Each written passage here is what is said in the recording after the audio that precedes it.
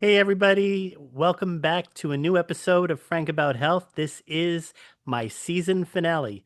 The last 12 weeks have been devoted to showing cases of individuals when faced with healthcare disruption do something about it. There were two episodes in particular that were repeated during the season, and I'll go into explanation as to why they were repeated, but they did reflect the message of the season.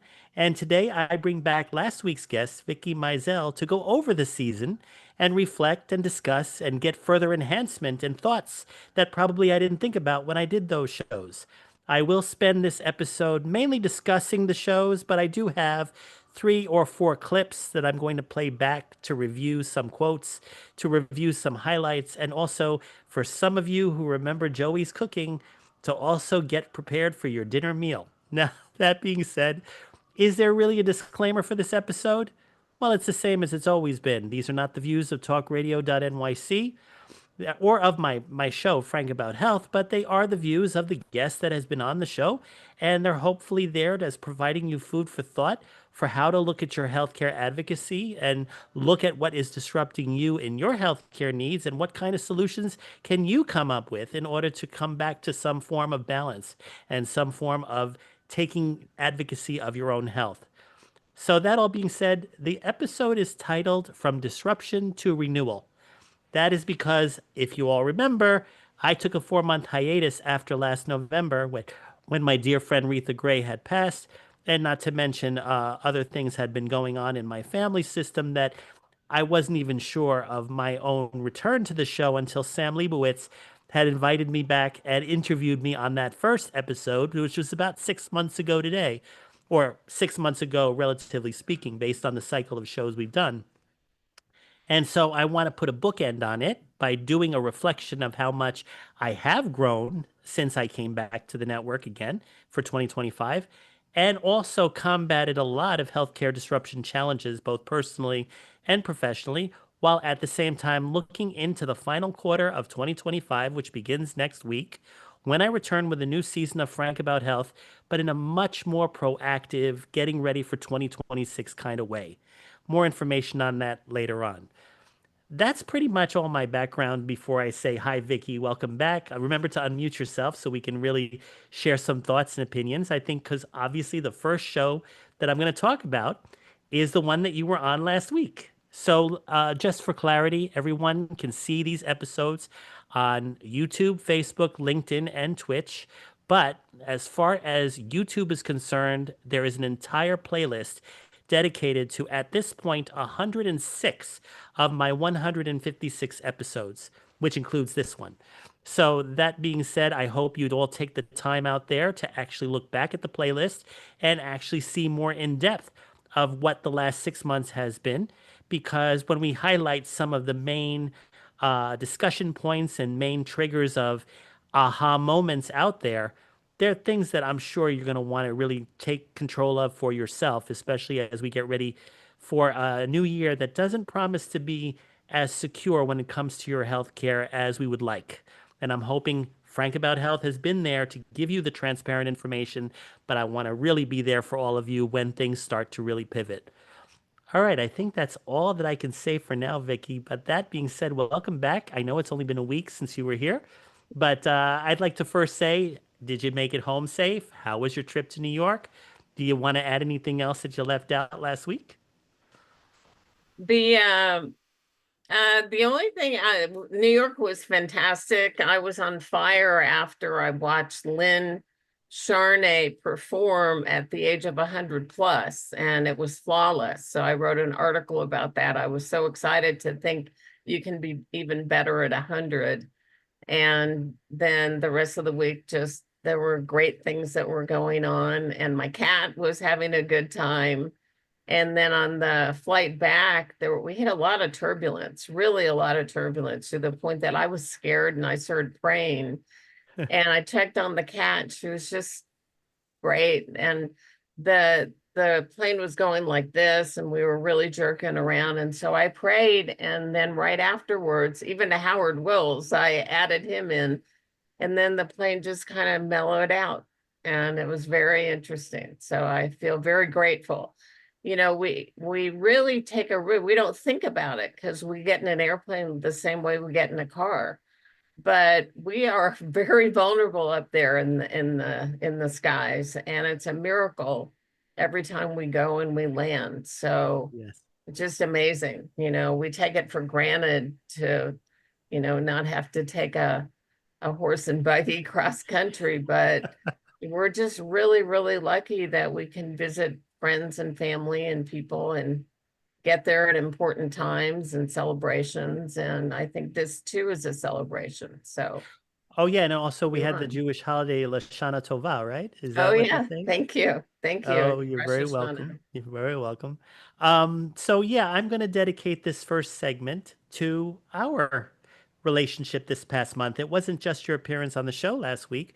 We actually had met 2 weeks prior, and or whether a week and a half prior, around that time, we actually had a chance to meet Lynn together at Don't Tell Mamas here in the city in New York, and then we also went to a high-profile fashion show that Saturday. I think it was, what did you say, the 13th or the 16th? It must have 13th. been 13th. And that provided a lot of fanfare for not just all of us being there, but also people wanting to know more about Frank About Health, Yeah, as because well you were as the in crowd. Frank was the in crowd.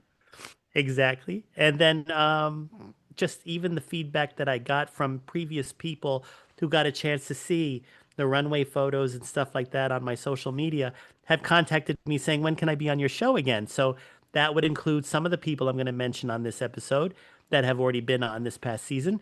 But it's also going to include Dr. Marshall Runji. I've heard from him. I don't know the date which he is coming back, but I am definitely looking forward to have him come back. And And Vicky, Lacey being able to be a doctor and yet have time to crochet these incredible fashions. They said yes. not a single one of them were manufactured by a machine. Yeah, it was her surgical technique that put those things together. Yeah, Dr. Lacey Kupani, who actually has not been on the show, but when she comes, she's looking forward to really not only do her own little fashion show for all of us out here on Talk Radio, but at the same time to discuss her experience with immunology, transplant surgeries, medical research, a lot of things that I would be farthest from the imagination until she explained. So it'll be an interesting conversation when I finally have that all set up. Ladies and gentlemen, I think just out of consistency, I'm going to name the episode titles that we had for this season, and then each segment will devote to at least two or three of them. As I said, this is the 12th episode, so you're just watching it as we go along. But of the other 11 episodes, two of them were repeats, so I'm only going to be featuring 9 episodes throughout this particular episode. The first episode we did that I want to talk about is You Must Remember Vicky. So I'm actually going to show a clip from that episode, which is the scene with you and your brother Gary talking about his experience in recovering from COVID with your vigilance and all of that.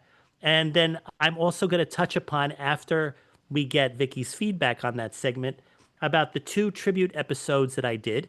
But I will leave that blank for now until we play this upcoming scene. So bear with me.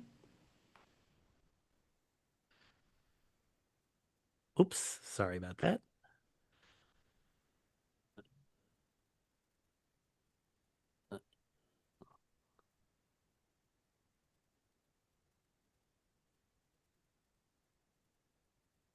My sister and what she's been like throughout her whole life, bringing the world of homeopathy and acupuncture and chiropractic and the Eastern kinds of cures. And so when I was aware of the plague and that I had this plague, I was kind of coming to terms with that I was not going to survive it. But then you have to know my sister, what she's like when she becomes motivated.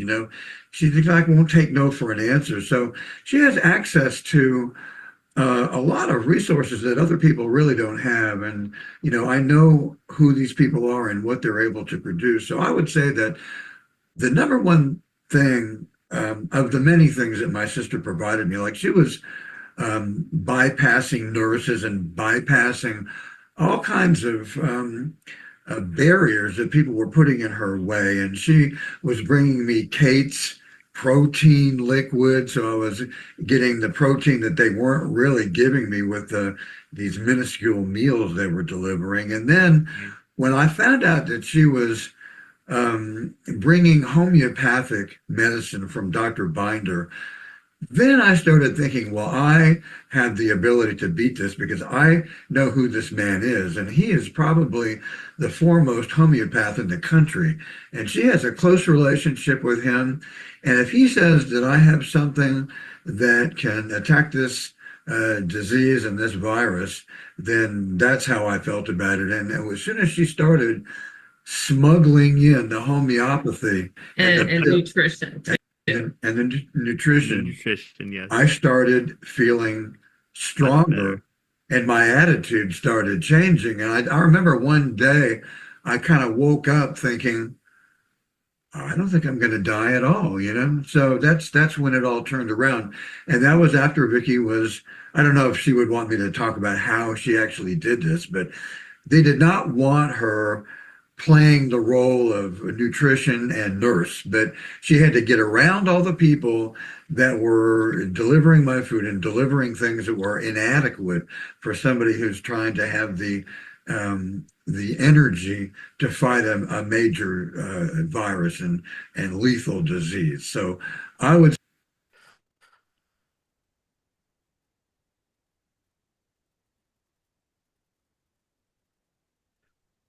Okay, that was basically summarizing exactly why people must remember Vicky Mizell. You were a disruptor and a disruptor at the same time. As I said on one of my previous episodes a while back, you were actually fighting for what you knew was better than what the nurses and doctors at that time could predict.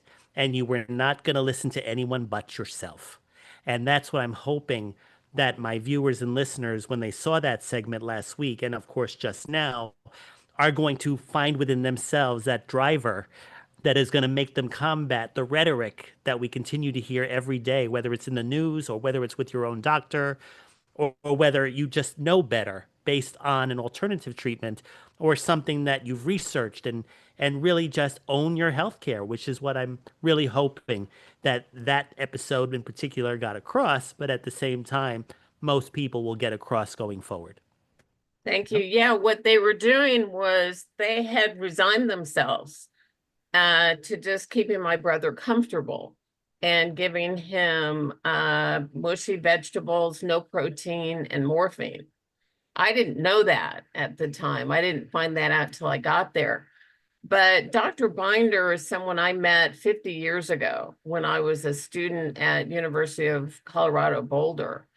And because my mother had had some bad experiences through surgeries where they cut too much of her thyroid, she started looking into health in the early 1950s.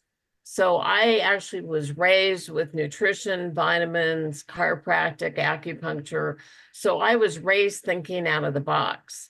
So for me, when someone says there's nothing you can do, that's when I start going, well, that's not true. There's always something you can do.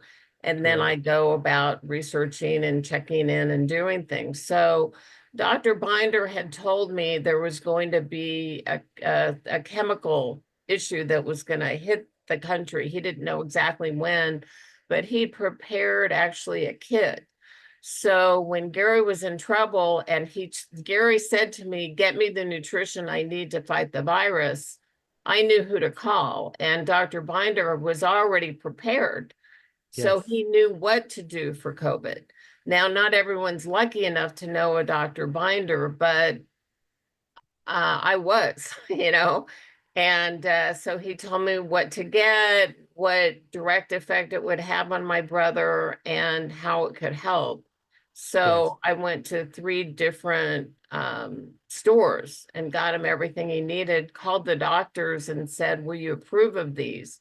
And there were 12 items and they said, we'll approve of 4. So I took the other items and just stuck them in my pocket, in my And then when Gary talked about it, he would call me and say, they're messing up my meals or mixing it up with a Glenn Jones. So I'd call and talk to the kitchen and say, listen, my brother needs double protein. He's got COVID. He needs all this protein to get his body strong. Yes. And so I was on them. And then, you know, unfortunately, the COVID people were not allowed to get up and go to the bathroom. So they had to poop and pee on their bed. And Gary would call me and say, I've been sitting in a pool for 3 hours. So I called at that point the vice president of nursing. And I said, you know, this is the situation. This needs to be remedied. Otherwise, it's the N word, negligence. You say a word like that in a hospital, they just go to jump. Yeah. All right. We're about to take. No, go ahead. You were saying? Well, I became the voice, a powerful voice, not a mealy mouse voice. Like if I want something, like, can I get this? But to fight for my brother's life, it was, yeah, I need this. Now we're taking our first break, but when I come back, I have some comments based on what she just said, because I can identify with that very voice, which I've had to use on occasion this past year. All right, please stay tuned right here on talkradio.nyc and on our socials, and we will do some more disruption and renewal. All right, see you in a few. Are you a conscious co-creator? Are you on a quest to raise your vibration and your consciousness? I'm Sam Leibowitz, your conscious consultant, and on my show, The Conscious Consultant Hour, Awakening Humanity, we will touch upon all these topics and more. Listen live at our new time on Thursdays at 12 noon Eastern Time. That's The Conscious Consultant Hour, Awakening Humanity, Thursdays, 12 noon on talkradio.nyc. Are you a high-achieving, growth-oriented leader? Are you interested in developing your authentic leadership while creating a healthy, inclusive workplace? Hi, I'm Dr. Mira Brancu, host of The Hard Skills on talkradio.nyc at 5 p.m. Eastern on Tuesdays, where we discuss how leaders develop the hard skills needed to make a greater impact. We interview experts, have live coaching, and tackle these challenges. Listen to The Hard Skills on Tuesday at 5 p.m. Eastern on talkradio.nyc. Are you a purpose-driven individual looking for deeper healing, clarity, and growth?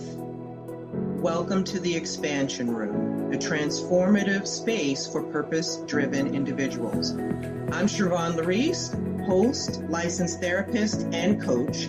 Join me every Wednesday at 5 p.m. Eastern Time on talkradio.nyc.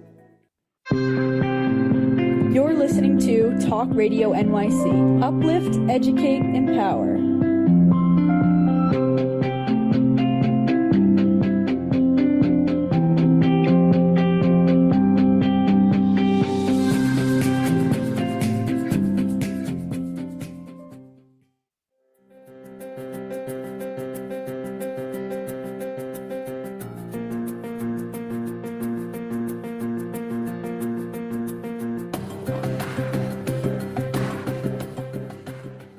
Hey, everybody, and welcome back. Now, the voice that Vicky was just discussing is that same voice that I had to do back in February, both at Retha Gray's memorial service, and it was more of a productive celebration of her life. That was not the problem in sharing how loud and boisterous I was going to be about how Retha is still with us. But it was loud and boisterous of me to be dealing with a nursing home that I placed my cousin in when they were actually neglecting her in front of my very eyes.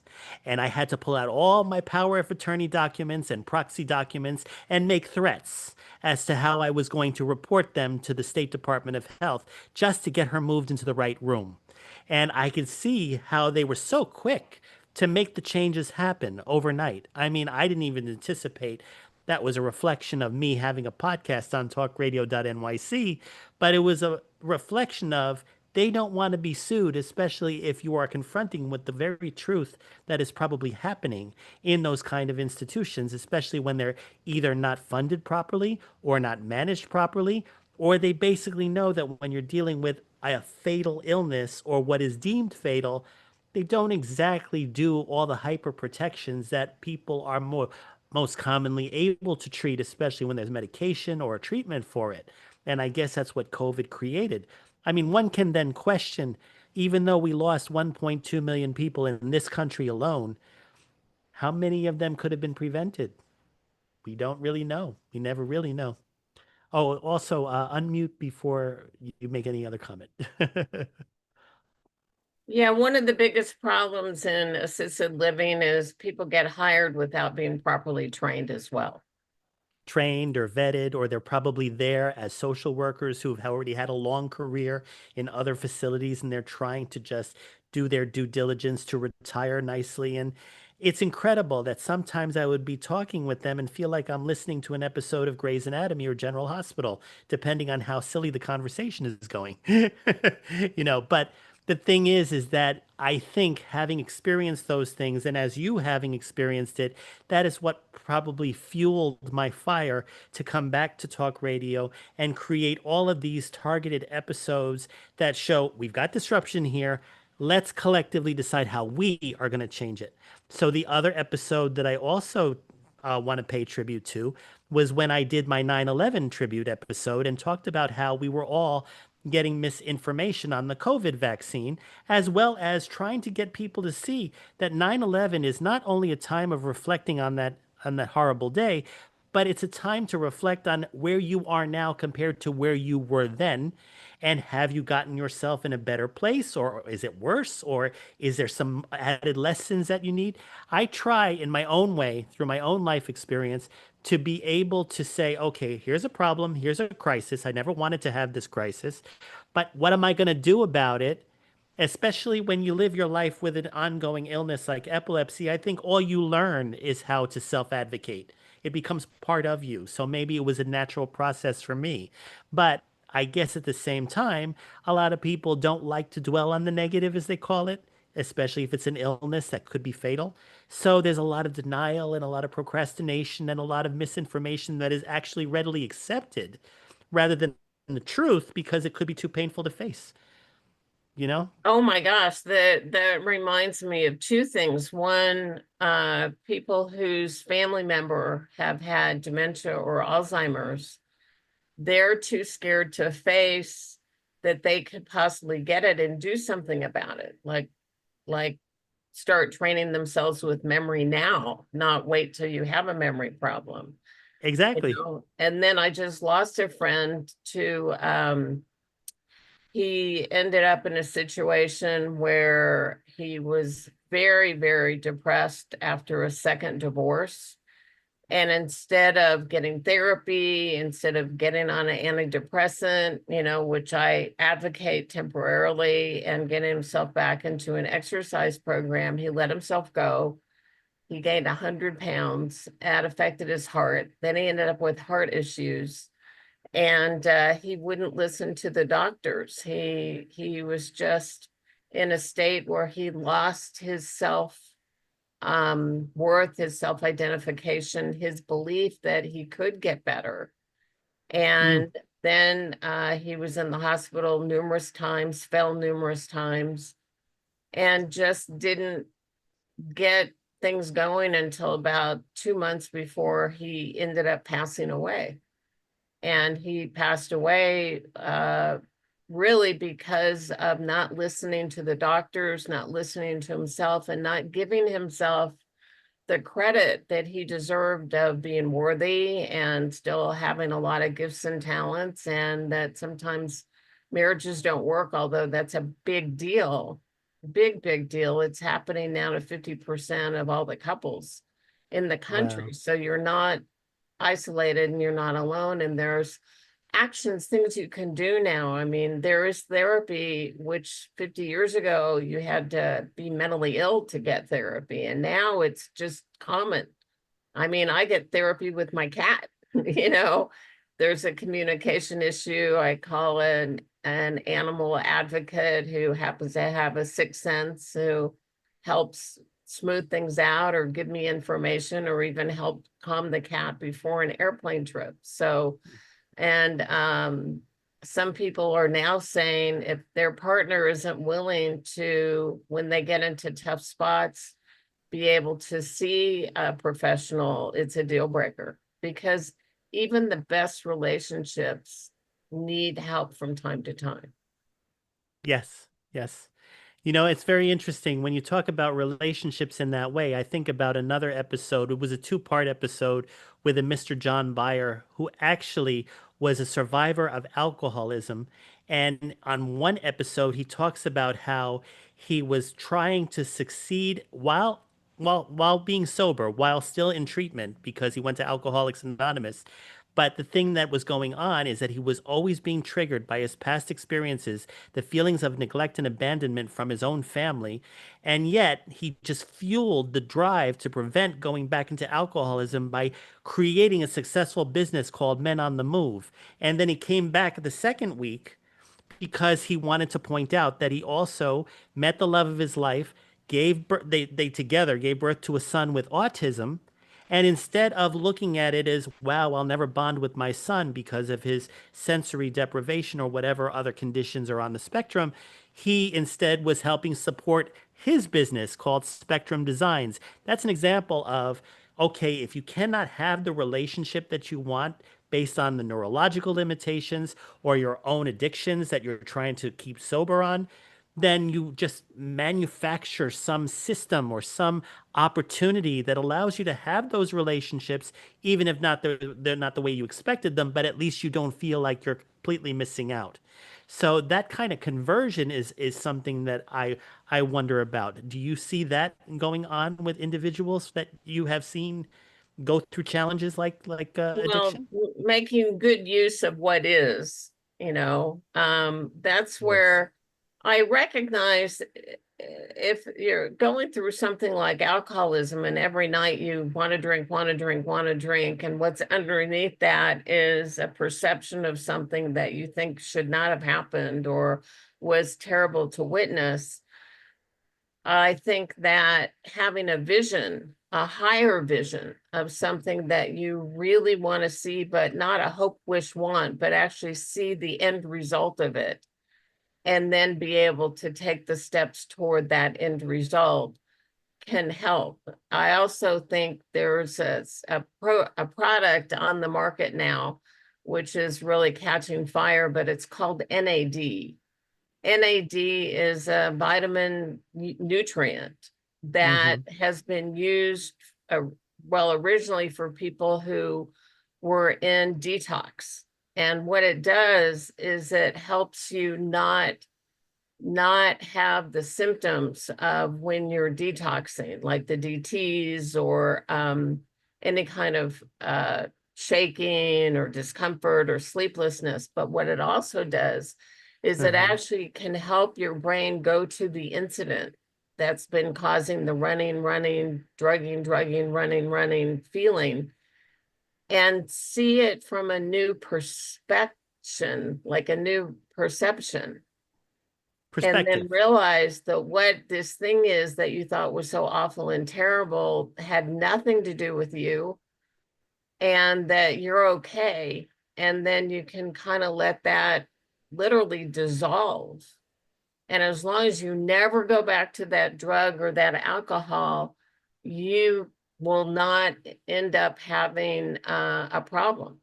You can actually continue your life. So NAD, I'm a huge fan of NAD. If you can get it through IV, that's the most powerful way, like once a week for 6 weeks or every day for 10 days if you're in a detox program. And then from there, you can supplement it. And it's healthy longevity. It's good for the brain, but it also detoxes the body. But yeah, to succumb to something problematic that's happened in the past and eat too much, go out on binges is never going to help you. Correct. It's just not. So to have a substitute to be able to stay aligned with your vision, or write out your vision, write out the feelings, the qualities and values, how you see yourself living your life, a day in the life of this new vision, and reminding yourself of that can actually shift the brain. Yes, Yes.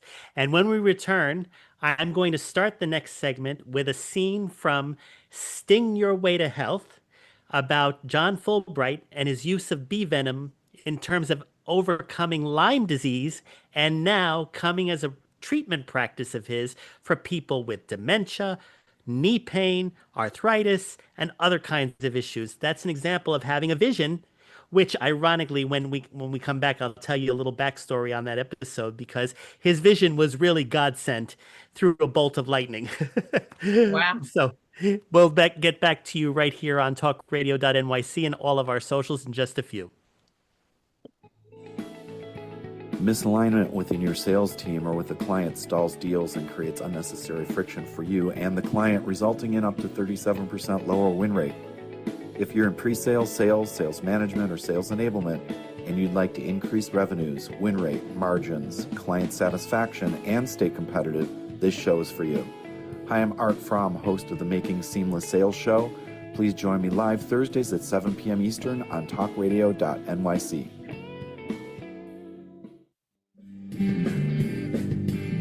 Hey everybody, it's Tommy D, the nonprofit sector connector, coming at you from my attic. Each week here on talkradio.nyc, I host a program, Philanthropy in Focus. Nonprofits impact us each and every day, and it's my focus to help them amplify their message and tell their story. Listen each week at 10 a.m. Eastern Standard Time until 11 a.m. Eastern Standard Time, right here on talkradio.nyc. Hi, I'm Linda Marsanico. The A Train to Sedona is a memoir about my journey to love and compassion. It's also the name of my new broadcast on Wednesdays at 12 noon. When we are spiritual, we embrace possibilities and ideas, which strengthen our mind, body, spirit, health, and wisdom. On the A Train to Sedona broadcast, I plan to interview guests who embrace these expansive practices. Join us on Wednesdays at 12 noon on Talk Radio New York City. You're listening to Talk Radio NYC at www.talkradio.nyc. Now broadcasting 24 hours a day.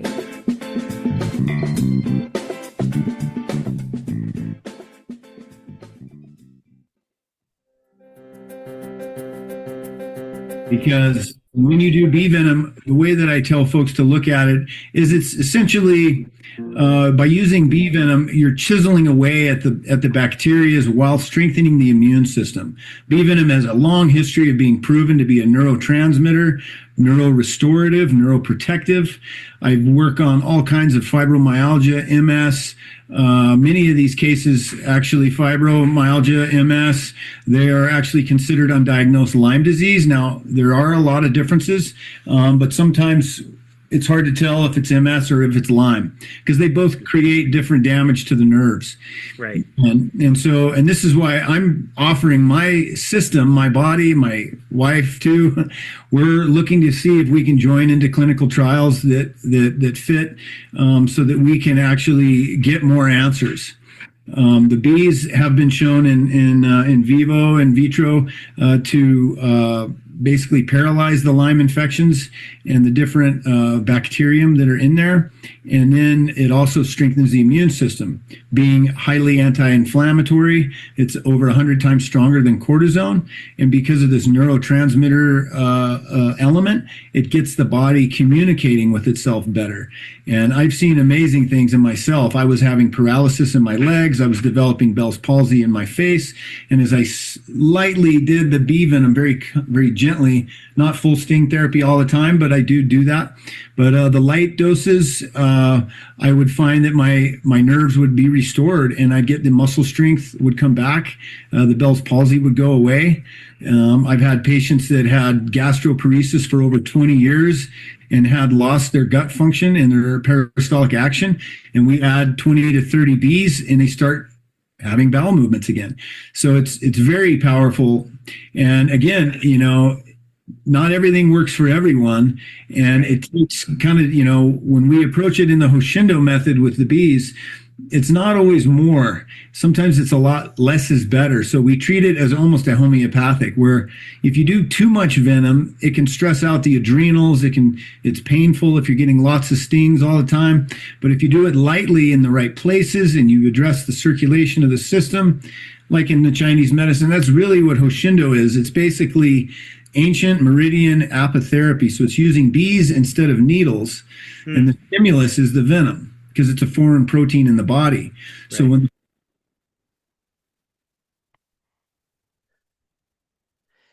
Okay.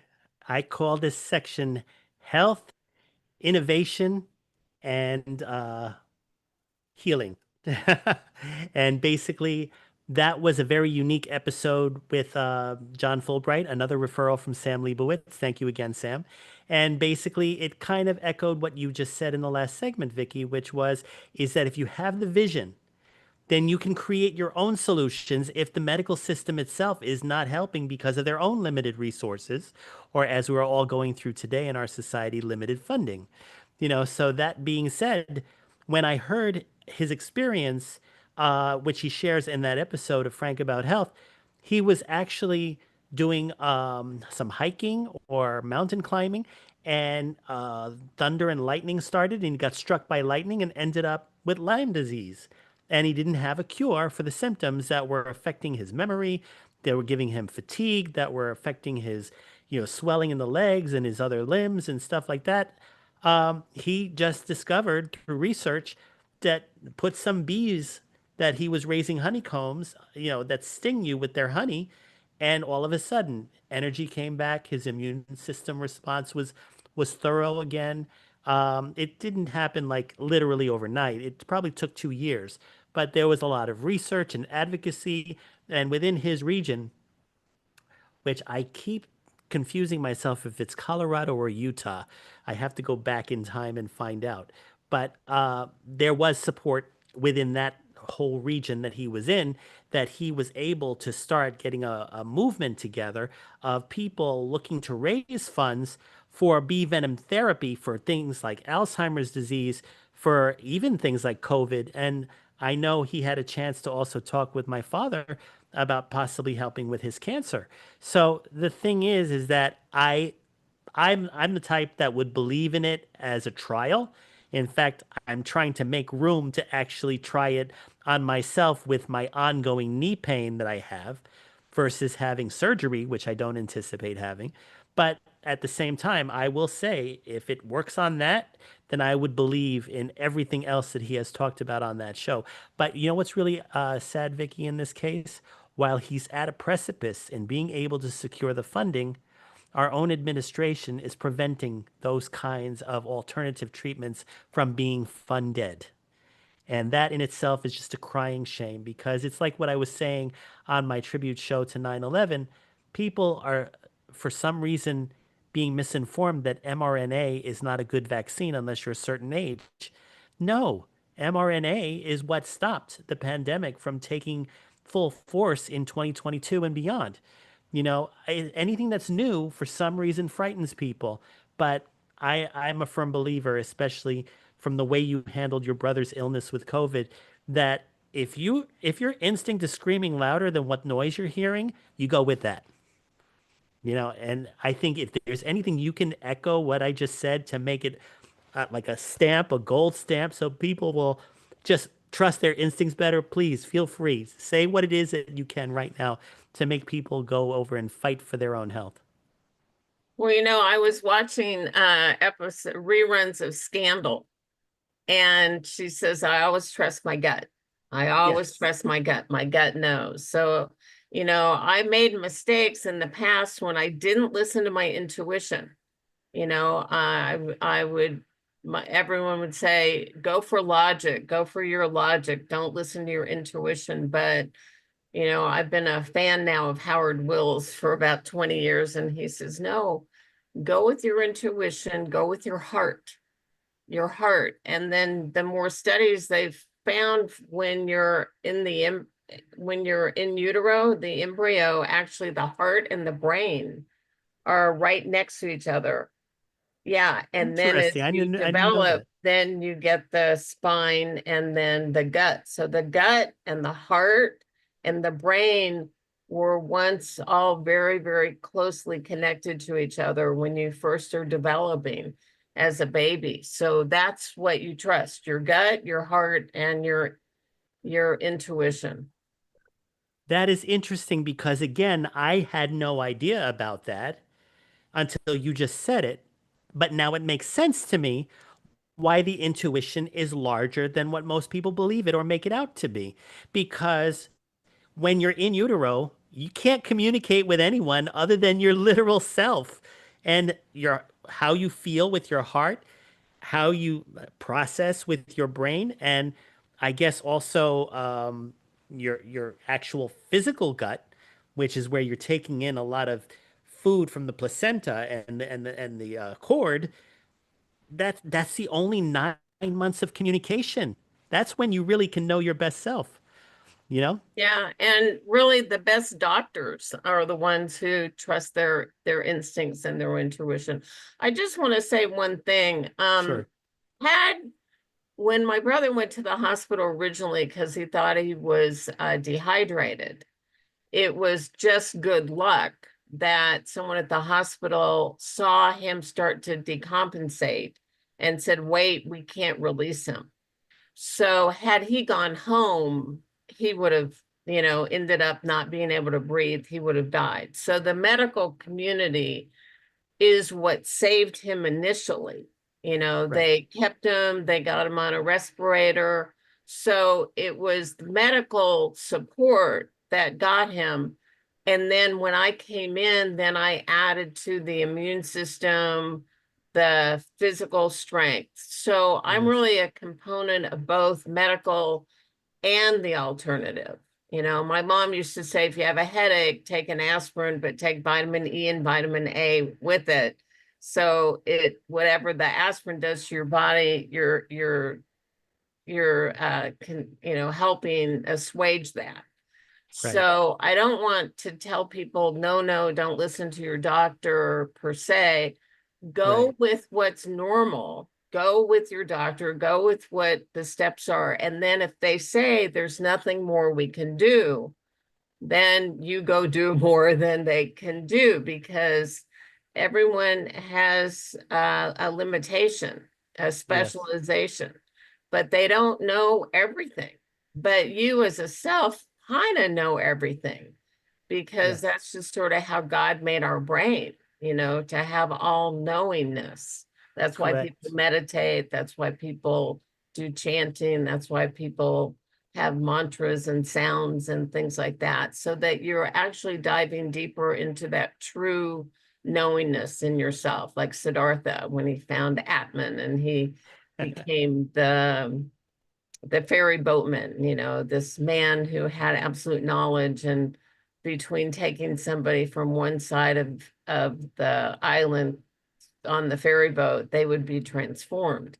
So we're about to take our final break, but just to end this section on a final quote from another Shondaland series that we both like, Grey's Anatomy.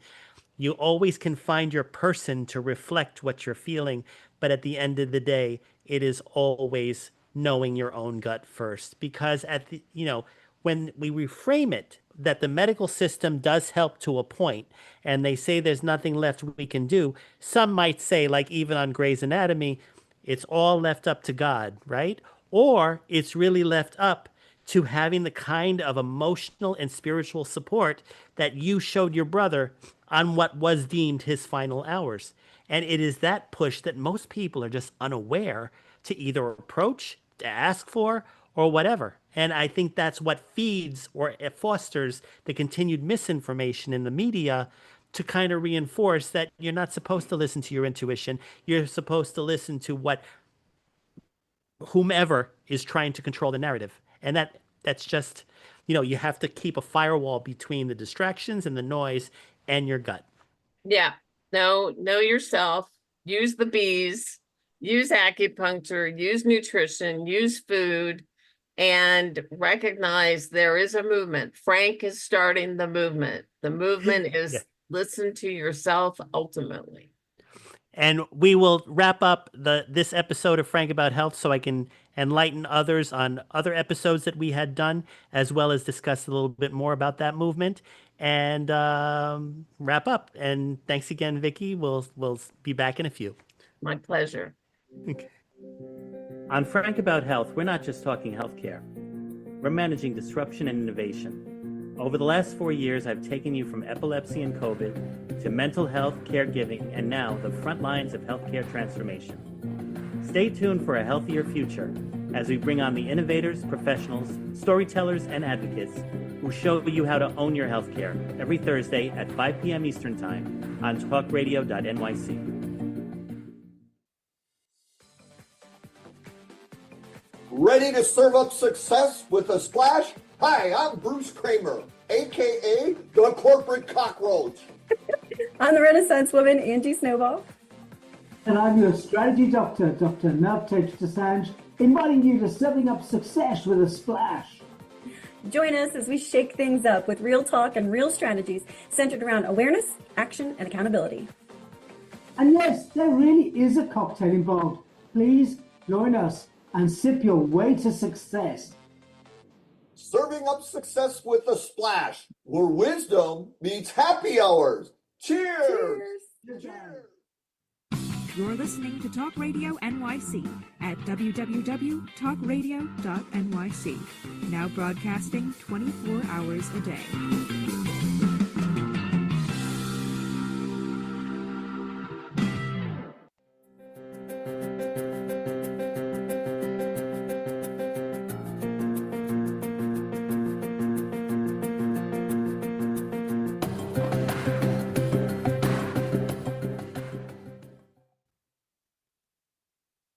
Kitchen.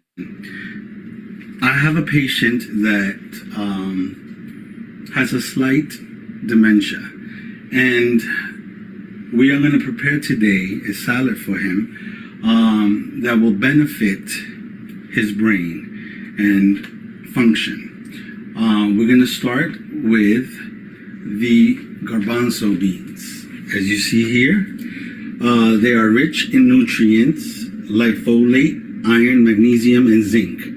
Folate aids in brain development and cognitive function. Magnesium supports nerve function. Then we have the tomatoes, which are packed with lycopene and antioxidant that protects brain cells from damage, reduces inflammation, and enhances communication between neurons, potentially improving memory, learning, and mood. Then we have the cucumber, which is high in water content, helping with hydration, which is important for overall health and brain function.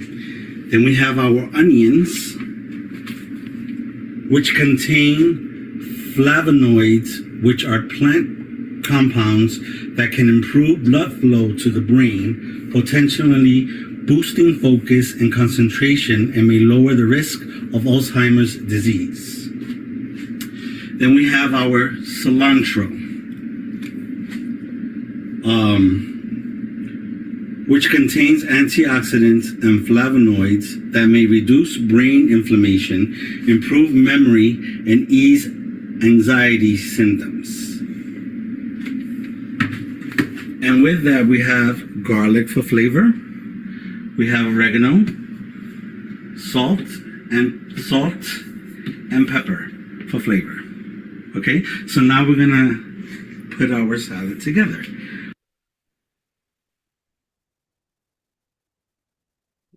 Okay, so that was another refreshing and nutritious episode of Frank About Health that we covered this season. It actually gained popularity with one of our sister shows, The Expansion Room, that we were featured again. On The Expansion Room, I was the guest. We were talking about mental health and nutrition, and he made an almond-crusted salmon recipe, of which I have a picture, but because of the concern of time that we have left, I'm going to leave that up to everyone's imagination. Or maybe what I'll do is when the show ends, I'll just have that as the closing shot, to make everyone get ready for dinner. But that all being said, that was another example of showing that when you are dealing with something that is uncontrollable, or rather not as completely manageable as dementia, that there is the strength of nutrition and just being able to know what are the foods that are going to help liven up the blood flow in the amyloid protein areas of the brain, the neurotransmitters, or even what is it that's going to help with your depression or your anxiety or other kinds of actual limbic system responses that you might be experiencing from PTSD or things like that. And I would have to say that in the last 6 months, I have really valued nutrition above all the medications that I take, in addition to vaccines and stuff like that. I think when we are given misinformation, the only true information comes from within your own knowledge and experience. And going forward into 2026, which is what you dubbed my movement, I want everyone to be involved in advocating for their own health care as well as the health care of their loved ones, especially if they're caregivers. And so next week's episode or season premiere is going to show that movement in action. I know I keep it very cryptic and very secretive, but it kind of couples with the work that I've already done on talkradio.nyc, which is to not only do the episodes of Frank About Health and feature guests like yourself, Vicky, but also the documentary that is finally been released on YouTube. But I'm going to do a whole campaign around driving traffic to see, the documentary on the YouTube page, because unfortunately it was going to be seen on a bigger screen at Hilton hotels. But you know what? We start small and then we get to where we need to go when the time is right. That's the way to spin it in my mind, so I don't feel like it was a disruption that I could not come back from, you know? I think, if anything, I also wanted to point out there was another episode I did on Frank About Health with Otho Eskin, an individual at age 91 that was a playwright and writing political thriller novels and still selling books at a rapid pace. He was an individual who said that with his experience in the Foreign Service in the military in Washington, D.C., he just never experienced a trauma or a disappointment. He just went forward with what his gut was telling him to do with his service to his nation, as well as how he wanted to get involved in the arts for, just appreciation of the people that he read and the authors that he would like to see, probably on the big screen. And I think there was also an example of a woman that I had named Annie Guest, who wrote an entire book with pictures on it showing when her parents died and she was their caregiver. She was undergoing such grief that the way she recovered from it was redecorating the home that she inherited from them, and then she became an interior designer. So these are, again, more and more lessons of taking disruption and using your own inner strength and inner abilities to make it be a chapter that you move forward from. I think I've covered the episodes that I did. If I'm missing it, John Byer, I mentioned, actually, he was promoting his book, Live a Better Life. This is available on Amazon.com. And then everyone must remember, I mentioned Marshall Runge earlier, The Great Healthcare Disruption. This is a must-have book for 2026. Remember, I had a 4-week book campaign on Frank About Health to promote it. I hope that I've covered everything. We still have some time left. Yes, Vicky, I want you now to take the final recap of the show and talk about your books after you unmute.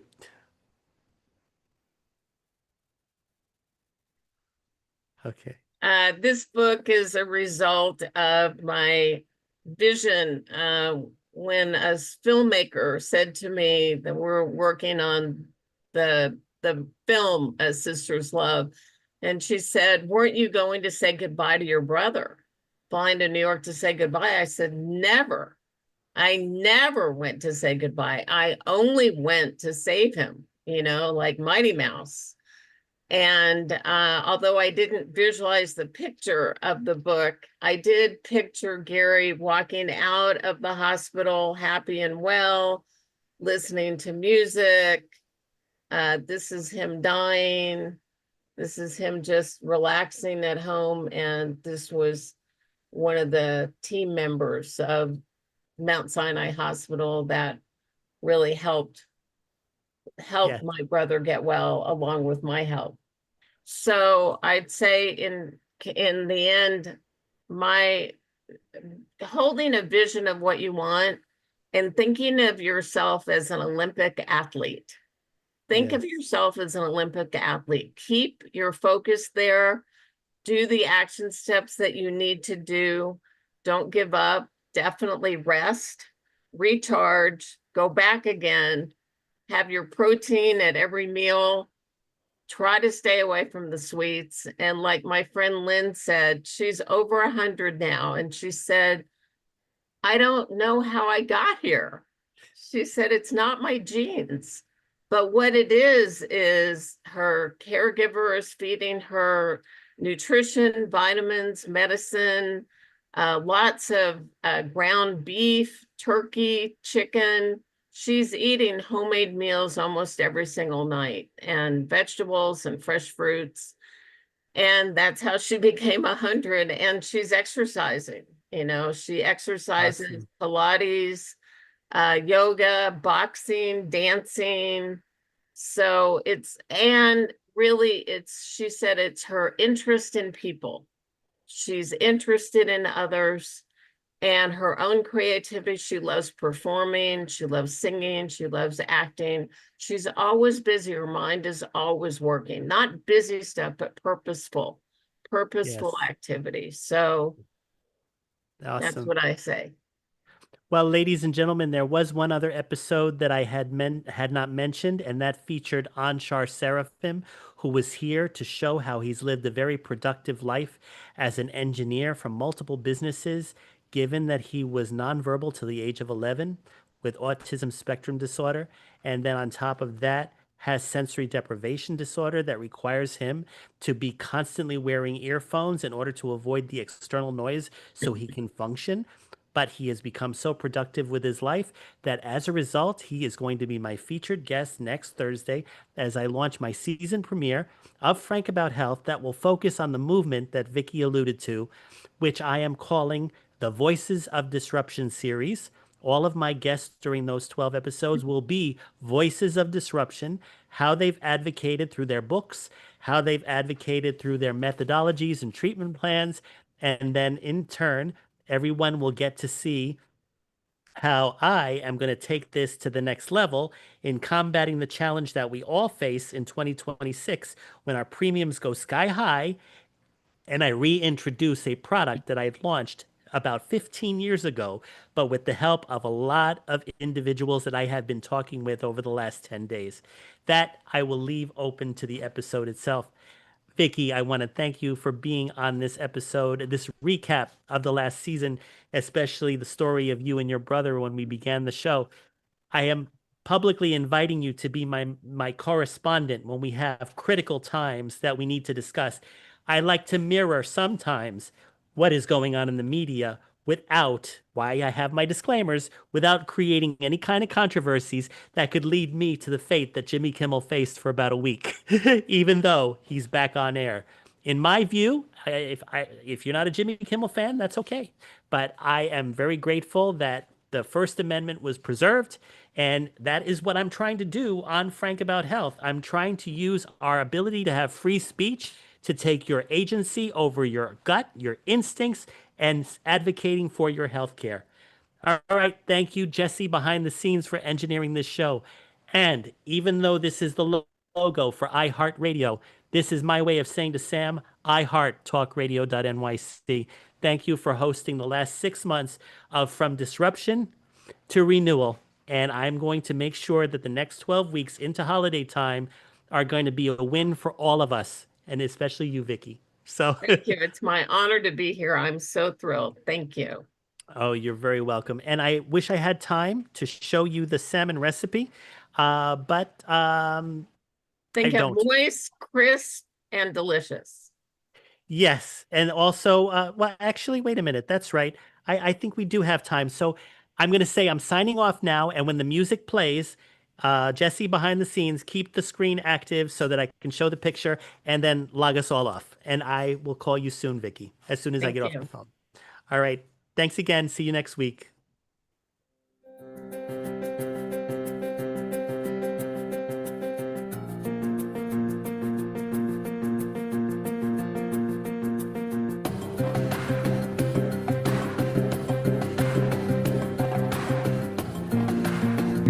Support movement.